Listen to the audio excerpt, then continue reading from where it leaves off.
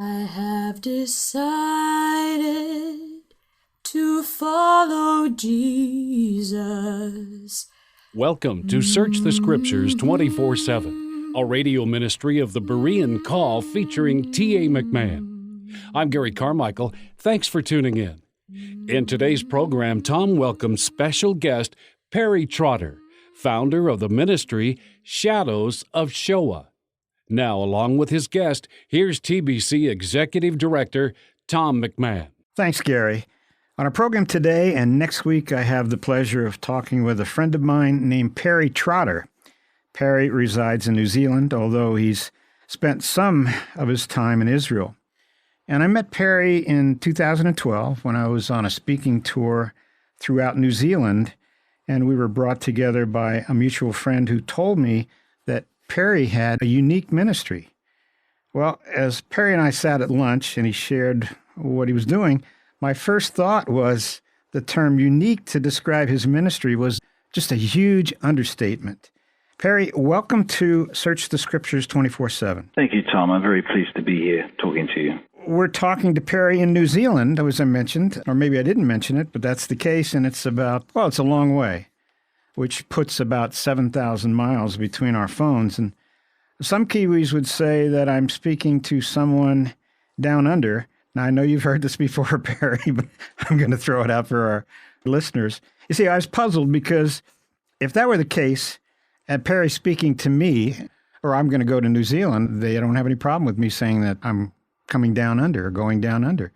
But Perry, has anybody ever said that when you came here to visit us in Bend that you came up over? No, I can't say anybody said that to me. Okay. Well, there are some. We do, however, have the dubious distinction here of being 21 hours ahead and yet 10 years behind. Yeah. And you know what? When I was there, that's the way I loved it. And seriously, Perry, all the people that I know who have been to New Zealand, we Americans, we think that's the greatest. And it was. It was wonderful being with you guys there. Thank you. Well, I mentioned earlier that you have unique ministry. And, well, I'm just going to let you lay it out for our listeners. Tell us about the activity, the ministry that the Lord has really put on your heart. Thank you. Well, I'm involved in several activities.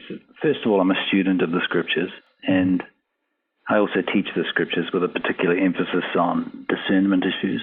Mm-hmm. I'm particularly interested in refuting replacement theology and Christian anti-Zionism. I like to respond to Christian anti-Zionism. I'm deeply concerned by the impact on the evangelical community of the Christian anti-Zionism, which is really gaining ground throughout the world. You'll be well aware of that. Your friend, Dr. Paul Wilkinson, has done great work in documenting what's going on there. Exactly. And I just wish that we were still 10 years behind in regard to that issue here in New Zealand. That issue of Christian anti-Zionism has really taken firm hold here, particularly within the supposedly evangelical training institution.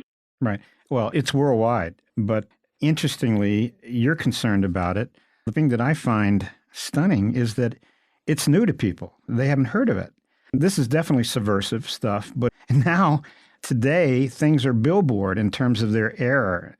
They're like neon signs, but people are just missing it or not being concerned about it, which is one of the reasons I want to talk to you about all of this. Well, tell us about your ministry, Shadows of Shoah. Sure. Well, because I have had a very strong interest in the Jewish people for 20 years now, I've got connection with various Jewish people in the community here, but also in Israel. For some time, we opened our home to traveling young Israelis, and as a result of that, we met quite a few. I think we had something like 400 young Israelis stay with us over a period of about 5 years. And in 2008, I took a trip with most of my family through Israel and stayed mostly with people we had met, people who had stayed in our home. And on one occasion, we were staying at Gan Shmuel, which is a kibbutz. And it's a long-established kibbutz, and we learned that there were 20 or 30 Holocaust survivors there. Wow. Now, I've worked as a professional photographer for about 10 years, and prior to that, I worked as a professional musician. And so I had long wanted to photograph survivors. And when the opportunity was before us, we asked our host to arrange for us to meet and interview 7 of the survivors who were residing at the kibbutz. Mm-hmm. So we interviewed them for about an hour each, and we came back to New Zealand with that material, and I had no idea what I would do with the material. But as I worked through the material and listened to the stories again, certain parts of the stories were just so deeply moving. Right. And the images that I captured, the black and white portraits, mm-hmm. I took those, we distilled the stories down to about 15 to 20 lines each and created these 3-minute vignettes, if you like, of what we had heard. Mm-hmm. And so Shadows of Shoah has basically grown from that. Perry, you mentioned you have a background as a professional photographer and musician. As we talked, as we lunched together, I mentioned that I had a design background, my undergraduate degrees in design. And I'm telling you, your photographs, your presentation of Shadows of Shoah is just exquisite, unbelievable. Now, I'm not going to wait till the end to give the information of your website, but I'm going to jump right ahead. Folks, if you will go to www.shadows, SHADOWS, of Shoah, SHOAH.com. Right? Shadows of Shoah is just one word altogether, .com. And then for a bonus /exhibition/ you will see something that will just move your heart, move your soul. I mean, it's that incredible. So you took the photographs. What about the music? Yes, I wrote the music as well. Yeah, it is absolutely stunning. Now, there's been really much work to document the Holocaust. How would you say your work is different? Okay, well, most of the work that's been done on the Holocaust is of a documentary nature. It focuses on the historical background, it involves historical photographs, and so on. And that work is so important, particularly as we see Holocaust denial or Holocaust depreciation taking hold. Now, we're not trying to replace or compete with that work, but rather we're trying to complement it. Now, the average young person today has little, if any, knowledge of the Holocaust, which is truly remarkable for an event that took place in living memory. Truly remarkable. Now, the culture today is truly media saturated, and so young people are not particularly likely to take the time to watch a lengthy documentary or read a long book. Right. So unashamedly, we have gone for the heart, and we've used media. We take these short accounts with powerful images, and in 3 minutes we'll present something that has moved us deeply in terms of the Holocaust survivor's story. And it seems to work. Young people who have no knowledge of this event are deeply moved by the work that we've done, and for that we're very grateful. Right. And again, this isn't just a promo or an idea. This is the truth. And for the people who have been there, been through it, as young children, right? All of these would have to have been very small children at the time. Yeah, mostly. Some of these survivors we've interviewed are in the early 90s, and so sometimes they'll be telling us about things that happened to them when they were in their 20s. And yeah, but it's just a remarkable thing to hear these stories. And you'll appreciate that I've worked with these stories for many hours, and so I'm very familiar with them. Sometimes when I come back to them weeks later, I'm moved afresh. I'm shocked afresh. I'm challenged and on all sorts of levels. And if the work does that in the hearts and minds of others, well, I'm very grateful. Right. Now, neither you nor your wife, Sherry, are Jewish. Did that ever become a problem in setting up interviews with these Holocaust survivors? Obviously, they're going to be skeptical, at least. Yes. It doesn't really create a problem. I mean, the Jewish people have come to accept what we're doing, and I think the degree of suspicion that we've encountered at the beginning, we're not encountering anymore. Right. We've set up Shadows of Shoah as a non-sectarian, charitable and educational trust. And so there's no hidden agenda. We're simply trying to communicate the reality of this issue to today's generation. And I'm very grateful for the way the work has been embraced. On our board, we have 3 people who identify as evangelical Christians, as I do, and we have 3 leaders from the Jewish community, and our chairman is a survivor of Theresienstadt concentration camp. So the work has been embraced, and we're working hard to take it further. Now, I know you mentioned something, well, you alluded to this earlier, but I want to get into the details. When the subject of the Holocaust comes up, the reaction ranges from those who deny it, that it ever took place, especially in terms of numbers of deaths, and to those who are concerned that it could really take place again. Now, what's your experience when you're confronted by either view? Well, let's think about your question, too, in terms of what it infers, because there's a deep polarization over the issue of the Jewish people, over the issue of the Holocaust. And for those of us who know the Scriptures, this should not surprise us, should it? Right. I think of Genesis 12, that passage that is so foundational to the biblical story. And the text says in verse 3, I will bless those who bless you, and whoever curses you, I will curse. And this might seem like a roundabout answer to your question, but I think we can see that the issue of Israel and the blessing that would come through Israel is ultimately a very divisive issue. And so we see that playing out in regard to attitudes towards the land of Israel today, don't we? Right. And so in regard to the Holocaust, I encounter some horrendous attitudes. In fact, in recent weeks, I was standing here in my rural community on the side of a sports field watching my son play sport, and I engaged in conversation with a youngish German gentleman. And this gentleman is well educated. And I told him about my work. Naturally, it came up. He grew up in Munich.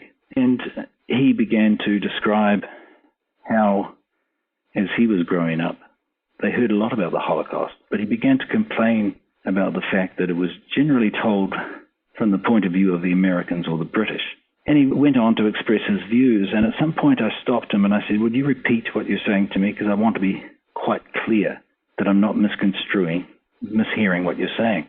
And he said to me that his view was that the Holocaust was basically a small, powerful group of Zionists effectively sacrificing millions of their own people in order to create a pretext for the establishment of a Jewish state on Palestinian land. Brother, unbelievable. It is. It's deeply disturbing. But you know what I find even more disturbing is when I find what I think are anti-Semitic views amongst believers. Horrendous. I mean, as I understand the Scriptures, 1 Thessalonians 5 tells us the whole world is under the control of the evil one. Ephesians 2 talks about the spirit of the enemy being at work in unbelievers. So in a sense, when you encounter anti-Semitism amongst unbelievers, we're not that surprised. I don't like it, but I'm not that surprised by it. But when I encounter similar attitudes amongst believers or professing believers, I'm deeply disturbed. Yeah. Well, it's certainly the power of the adversary, but the media today, as you know, Perry, my background is in film and, I worked in Hollywood. I know my degree is, well, it was in education, but with a major in television and film.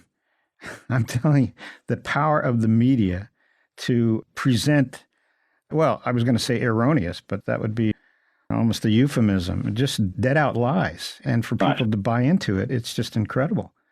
But as you say, the God of this world, we're not talking about the God of the Bible. We're talking about the adversary and what he'll do. And of course, if he can destroy the Jews, that makes that God out to be a liar, right? I think so. I think as somebody who takes the Scriptures seriously, I think the veracity of God, the faithfulness of God is at stake in regard to the Jewish people and the land of Israel and all those issues that are connected with that. And so, I mean, these are my views as an evangelical Christian, and as I work in this field, I'm quite careful to identify myself as such, and yet the work that I'm doing is a non-sectarian work. And it's an interesting territory. Yeah. It's very interesting. I mean, I have to be very sensitive to the boundaries that exist. Right. And I have to be very careful that I don't hijack this work for a sectarian agenda. And so our goal is to present these accounts faithfully with historical accuracy, and people are moved by them. It's very interesting to read our visitors book at the exhibition. Most people are very moved, but every now and then there'll be this very anti-Semitic comment right in the middle of the visitors book. It's a deeply polarizing issue, simply telling the stories of what happened. Remarkable. Yeah. Well, anybody who goes on the internet, whenever there's an article or a story or something like that, and then you drop down to the comment levels, you walk away from that thinking, I'm talking about the comments now. What are these people thinking? Where are they getting this idea? Well, it's just the heart of man, deceitful above all things and desperately wicked. Who can know it? Well, again, getting back to your goals, your objectives for Shadows of Shoah, tell us about some of the opportunities. I know you mentioned briefly earlier, but What are the opportunities that the Lord has opened for you for this? Well, let me tell you about events just under a year ago. We were collecting these stories, and then late last year, about this time last year, we were successful in attaining a grant in order to build the exhibition that I had designed to house this work. And shortly after that, through unusual circumstances, I was given the opportunity to write the program for and to direct a national event for United Nations International Holocaust Remembrance Day. And in addition, it became known that the Prime Minister of New Zealand was willing to come to the event and to open our exhibition. So it was a remarkable privilege to have the work launched nationally like that. And so subsequent to that launch, we've had stagings in an art gallery and in various other places. We've set up the exhibition in a prominent university, and that's really good in the sense that you will be aware that the universities are, in many cases, they can be breeding grounds for the BDS movement, the anti-Zionism and so on. Right. So we're excited about those opportunities, and we've got bookings in 2 museums next year, and we've also got opportunities.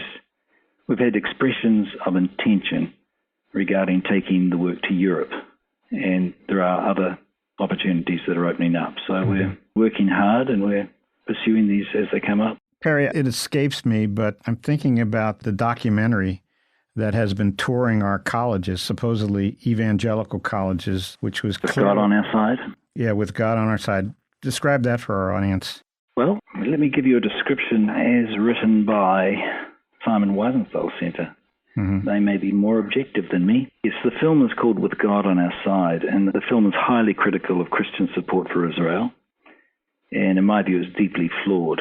In fact, the Simon Wiesenthal Center joined with the Los Angeles Board of Rabbis and the LA Jewish Federation to produce a repudiation of With God on Our Side, and they described the film as containing, quote, monstrous distortions, unquote, and as making, quote, strong emotional arguments built on lies, unquote. So here in New Zealand, it was World Vision that sponsored at least one presentation of that film in a local church. Yeah. And here in the United States, I can go through a number of supposedly evangelical universities that have brought, I think it was Stephen Sizer, I think he was involved, and I can't remember who else, maybe the producer of the documentary. But again, this is propaganda. This is our young people buying into it because they're, can't say who reads anymore, but certainly, as I mentioned earlier in this program, the media is powerful in its influence, and lies sell as well as, well, they sell better than the truth. So they do, yeah. That's where we are. Now, Perry, we've got about 4 minutes left in our conversation together, but then we've got next week, so I'm excited to keep this going. But I do want to do this again.